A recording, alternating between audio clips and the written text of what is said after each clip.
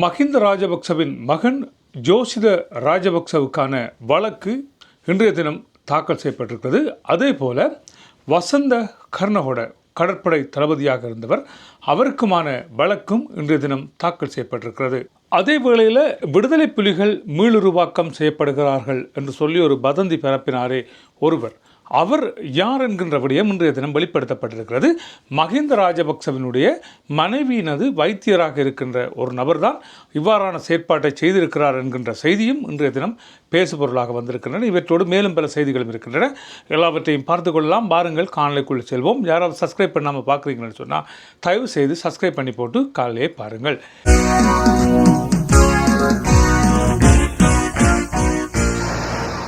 இப்பொழுது விடயத்துக்கு வரலாம். என்னவென்று சொன்னால், மஹிந்த ராஜபக்சவின் குடும்பம் தொடர்பாக பல்வேறுபட்ட செய்திகள் வெளியிடப்பட்டு கொண்டே இருக்கின்றன. நாளாந்தம் அவர்கள் குடும்பம் தொடர்பான செய்திகள் வராமல் ஊடகங்களே இல்லை என்று சொல்கின்ற அளவிற்கு செய்திகள் வந்த வண்ணமே இருக்கின்றன. அப்படி இருக்கின்ற நிலைமையில் இப்பொழுது வந்திருக்கின்ற ஒரு செய்தி என்னவென்று சொன்னால், உங்கள் பலருக்கு தெரியும், இந்த மஹிந்த ராஜபக்சவின் மகன் ஜோசித ராஜபக்ச கடற்படை அதிகாரியாக தெரிவு செய்யப்பட்டமைக்காக அவருக்கு இருக்கின்ற பிரச்சனை. அந்த பிரச்சனை தொடர்பாக இப்பொழுது அவர் பிணையிலே விடுவிக்கப்பட்டிருக்கிறார். ஆனாலும் இன்றைய தினம் சட்டமா அதிபர் திணைக்களம் வழக்கினை தாக்கல் செய்திருக்கிறது. இவர்கள் தொடர்பான விசாரணைகள் எல்லாம் முடிவடைந்திருக்கிறது என்று தெரிவிக்கப்பட்டிருக்கிறது. உண்மையில் பார்க்க போனால் இவர் இந்த பதவிக்கு வருவதற்காக சட்டங்களே மாற்றி அமைக்கப்பட்டது என்று சொல்லப்படுகிறது. ஒரு பதவி வகிப்பதற்கு அந்த பதவிக்கு என்று சொல்லி ஒரு குறிப்பிட்ட ஒரு தகுதிகள் இருக்கின்றன. அந்த தகுதிகள் குறைப்பு செய்யப்பட்டு இவர் கடற்படை அதிகாரியாக உள்வாங்கப்பட்டிருக்கிறார் என்கின்ற செய்தி இப்பொழுது ஊடகங்கள் வாயிலாக பேசப்படுகிறது. விசாரணையிலே அது தெளிவுபடுத்தப்பட்டிருப்பதாக தெரிவிக்கப்பட்டிருக்கிறது. எவ்வாறு இவர் கடற்படை அதிகாரியாக வரலாம் என்கின்ற ஒரு செய்தியும் இப்பொழுது பேசுபொருளாக மாறியிருக்கிறது. அப்பொழுது அரசாங்கத்தில் இருந்தார்கள் என்று சொல்லப்படுகின்ற மஹிந்த ராஜபக்ச கும்பல்கள் தங்களுக்கு இருக்கின்ற அதிகாரத்தை வைத்துக்கொண்டு எந்த அளவிற்கு செயற்பாடுகளை செய்ய முடியுமோ அந்த அளவிற்கு அவர்கள் இறங்கி செயற்பாடுகளை செய்திருக்கிறார்கள். நீதித்துறையாக இருக்கட்டும், அல்லது சட்டத்துறையாக இருக்கட்டும், மருத்துவத்துறையாக இருக்கட்டும், ஏன் கடற்படை கூட இவர்கள் மாற்றியிருக்கிறார்கள் என்பது ஒரு எடுத்துக்காட்டாக தனது சொந்த மகனுக்கே இவ்வாறு கல்வித்தரம் குறைக்கப்பட்டு இவ்வாறு அவர் உள்வாங்கப்பட்டிருக்கிறார் என்கின்ற செய்தியும் தெரிவிக்கப்பட்டிருக்கிறது. இதே வேளையில் நாமல் ராஜபக்ச தொடர்பாக அவர் சட்டத்திரணி பதவி தொடர்பாகவும் பல்வேறுபட்ட வினாக்கள் எழுப்பப்பட்டு வந்தன. அவை தொடர்பாகவும் ஒரு வழக்கு இப்பொழுது நிலுவையில் இருந்து வருகிறது. எனவே அவை தொடர்பான வழக்கு விசாரணையும் மிக விரைவில் எடுத்துக்கொள்ளப்படும் என்பதாக தெரிவிக்கப்பட்டிருக்கின்ற இந்த வேளையில் மஹிந்த ராஜபக்ச குடும்பத்துக்கே இப்பொழுது வழக்கு இருக்கிறது. யாருக்கு வழக்கு இல்லை? அவரது மனைவிக்கு வழக்கு இருக்கிறது, மஹிந்த ராஜபக்சவுக்கு வழக்கு இருக்கிறது, கோத்தபாய ராஜபக்சவுக்கு வழக்கு இருக்கிறது, பிள்ளைகளுக்கு வழக்கு இருக்கிறது, சித்தப்பாவுக்கு வழக்கு இருக்கிறது, பெரியப்பாவுக்கு வழக்கு இருக்கிறது. எனவே எல்லோருமாக சேர்ந்து இந்த அரசாங்கத்தில் இருந்து கொண்டு பெரும் ஊழல்களை செய்திருக்கிறார்கள் என்று சொல்லப்படுகிறது. தமிழக விடுதலை புலிகளுக்கு சொந்தமான பல்வேறுபட்ட சொத்து முடக்கத்திலும் இவர்கள் ஈடுபட்டிருக்கிறார்கள் என்கின்ற செய்தியும் இப்பொழுது பரவலாக பேசப்பட்டு வருகிறது. உகாண்டாவிலே பதுக்கி வைக்கப்பட்டிருக்கின்ற மஹிந்த ராஜபக்சவுக்கு சொந்தமான பல்வேறுபட்ட நிதிகள் தொடர்பாக இந்த அரசாங்கம் ஆட்சிக்கு வர முன்னம் கருத்துக்களை வெளியிட்டிருந்தது. அவை தொடர்பாக என்ன இடம்பெற்று கொண்டிருக்கிறது என்பது தொடர்பாக மஹிந்த ராஜபக்சவின் காணொலி ஒன்று இப்பொழுது நகைச்சுவையாக இணையதளம் எங்கும் பரவி வருவதையும் எங்களால் பார்க்கக்கூடிய மாதிரியாக இருக்கிறது. இலங்கையில் இருக்கின்ற தனது சொத்தை விட உகாண்டாவில் இருக்கின்ற சொத்து பெருமளவாக இருப்பதாக அவர் சொல்லி நையாண்டு செய்கின்ற ஒரு காணொலி இணையதளம் எங்கும் பரவி வருவதையும் காணக்கூடிய மாதிரியாக இருக்கிறது. இப்பொழுது மகனாருக்கு சட்டம் தனது கடமையை செய்திருக்கிறது.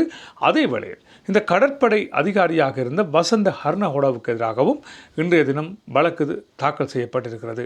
சட்டமா அதிபர் திணைக்களம் இப்பொழுது விசாரணைகளை முடித்திருக்கிறது. இந்த திருகோணமலையில் இருக்கின்ற இந்த கடற்படை முகாமை வைத்துக்கொண்டு பல்வேறுபட்ட செயல் திட்டங்கள் இவர்களால் செய்யப்பட்டிருக்கின்றன என்கின்ற விடயம் தெரிய வந்திருக்கிறது. உங்களுக்கு தெரியும், அந்த கடற்படை முகாமில் இருந்த சித்திரவதை முகாம், அந்த சித்திரவதை முகாமில் தான் பல்வேறுபட்ட விடயங்கள் நடந்து இருக்கின்றன.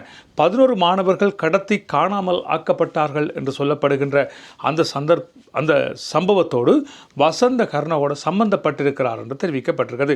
எனவே வசந்த கர்ணகொட விசாரிக்கப்பட வேண்டும் என்பதாக பல்வேறுபட்ட கருத்துக்கள் முன்வைக்கப்பட்ட நிலையில் இன்று அவர் மீதான இந்த குற்றச்சாட்டு இப்பொழுது நீதிமன்றத்தால் வழக்கு தாக்கல் செய்யப்பட்டிருக்கிறது. அதே வேளையில் இந்த மஹிந்த ராஜபக்சவின் மகன் ஜோசித ராஜபக்சவின் பதவி வழங்கப்பட்டமை தொடர்பாகவும் இவரிடம் விசாரணைகள் மேற்கொள்ளப்பட்டிருக்கின்றன. அந்த வழக்கிலும் இவர் இணைத்துக் கொள்ளப்பட்டிருக்கிறார் என்று தெரிவிக்கப்பட்டிருக்கிறது. ஒருவருக்கு எத்தனை வழக்கு பாருங்கள். இப்படியாக போகின்ற வழியில் இப்படியே விட்டிருந்தால் இந்த நாட்டை இவர்கள் என்ன பாடுபடுத்தி இருப்பார்கள் என்பது தொடர்பாக இப்பொழுது விமர்சனங்கள் முன்வைக்கப்படுகின்றன. சரி, இவை இப்படி இருக்கின்ற நிலைமையில் நேற்று பரபரப்பாக பேசப்பட்ட ஒரு கைது, நாங்கள் சொல்லியிருந்தோம், தமிழீழ விடுதலை புலிகளை மீளுருவாக்கம் செய்கிறார்கள் என்கின்ற பாணியிலே உருவாக்கப்பட்ட ஒரு கதை. அவை தொடர்பாக விசாரணையை மேற்கொண்ட போலீஸ் மா அதிபர் குற்றச்சாட்டின் பேரிலே ஒருவரை கைது செய்திருந்தார்கள் என்பதையும் நாங்கள் நேற்றைய தினம் பார்த்திருந்தோம். இவர் ஒரு வைத்தியர் என்று சொல்லப்படுகிறது. இந்த வைத்தியர் தனது வைத்திய சேவையை பார்த்திருந்தால் பரவாயில்லை, அதற்கு மேலாக இவர் மஹிந்த ராஜபக்ச குடும்பத்தின் ஒரு ஏவலாளாக இருந்து சிராந்தி ராஜபக்சவின் பணிப்பின் பேரிலே பல்வேறுபட்ட செயற்திட்டங்களை மேற்கொண்டிருக்கிறார். அவற்றில் ஒரு செயற்பாடாகத்தான் இவர் மேற்கொண்டிருந்த இந்த விடுதலை புலிகள் உருவாக்கம் என்று சொல்லப்படுகின்ற இந்த சொற்பதம்.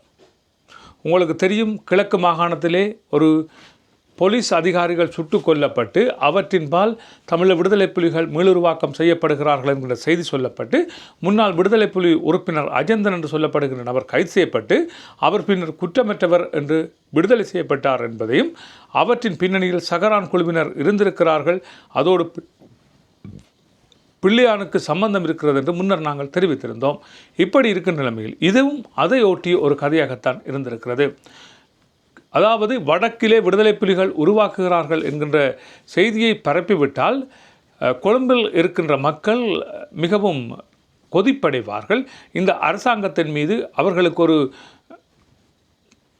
நம்பிக்கையினம் ஏற்படும். அதற்றை வைத்துக்கொண்டு ஒரு குழப்பத்தை ஏற்படுத்தி விடலாம் என்கின்ற ஒரு சதிச்செயலாக இது இருந்திருப்பதாக பார்க்கப்படுகிறது. இந்த சம்பவத்தில் ஈடுபட்ட நபர் யார் என்று பார்த்தால் சங்கீத் ஜெயசேகர, இதுதான் இவரது உண்மையான பெயராக இருக்கிறது. இவர் தனக்கு பல்வேறுபட்ட பெயர்களை வைத்துக்கொண்டு ஆள் மாறாட்ட வேலைகள் பலவற்றை செய்திருக்கிறார் என்று சொல்லப்படுகிறது. இப்பொழுது இவரிடம் விசாரணைகள் மேற்கொள்ளப்பட்டு வருகின்றன.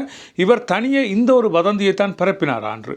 ஒரு நாட்டினுடைய இறைமையை பாதிக்கின்ற வகையிலே ஒரு ஊடகவியலாளர் சந்திப்பை வைக்கின்ற அளவிற்கு இவருக்கு எவ்வாறு தைரியம் வந்தது என்பது தொடர்பாக பல்வேறுபட்ட பேச்சுக்கள் இப்பொழுது பேசப்பட்டு வருகின்றன. பின்னணியில் தனக்கு அரசியல் பலம் இருக்கிறது என்பதை கருத்திலே கொண்டுதான் இவர் இவ்வாறான செயற்பாடில் ஈடுபட்டிருக்கிறார் என்பது போன்று தெரிவிக்கப்பட்டிருக்கிறது. உங்களுக்கு தெரியும், மஹிந்த ராஜபக்ச, சிராந்தி ராஜபக்ச போன்றவர்கள் இவரது பிற்புறத்தில் இருந்து இவ்வாறான ஒரு செயற்பாட்டை செய்திருக்கிறார்கள் என்கின்ற விடயம்தான் இப்பொழுது தெரிய வந்திருக்கிறது. இனி இவரை ஒரு பத்திரிகையாளர் மாநாட்டை வைத்து அந்த விடயத்தை வெளிப்படுத்துவதற்கு முன்னர் இவர் செய்திருக்க வேண்டிய விடயமாக இந்த விடயம் ஒன்று தெரிவு செய்யப்பட்டிருக்கிறது என்றால், இந்த விஷயம் ஒன்று இவரது காதிற்கு வந்திருக்கிறது என்றால், அல்லது இந்த விடயம் தொடர்பாக இவருக்கு தெரிந்திருக்கிறது என்றால் இவர் உடனடியாக சென்று போலீஸ் நிலையத்திலே முறைப்பாடு செய்திருக்க வேண்டும். இவ்வாறு ஒரு விடுதலை புலிகள் அமைப்பு மீளுருவாக்கம் செய்யப்படுகிறது, எனவே இவை தொடர்பாக ஒரு நடவடிக்கை எடுங்கள் என்று இவர் போலீஸ் நிலையத்திலே ஒரு முறைப்பாட்டை செய்திருக்க வேண்டும். ஆனால் இவர் செய்த வேலைதான் இப்பொழுது பெரும் பிரச்சனையாக மாறியிருக்கிறது. எதற்காக இவர் பத்திரிகையாளர் மாநாட்டை நடத்த வேண்டும்? மக்கள் மத்தியிலே ஒரு குழப்பத்தை ஏற்படுத்துகின்ற வகையிலே திட்டமிட்ட வகையிலே மேற்கொள்ளப்பட்ட ஒரு செயற்பாடாக இது பார்க்கப்படுகிறது.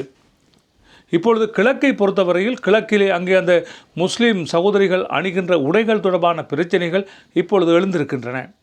அந்த பிரச்சனையை வைத்துக்கொண்டு பல அரசியல்வாதிகள் அரசியல் செய்வதற்கு முயற்சிகளை மேற்கொண்டு வருகிறார்கள்.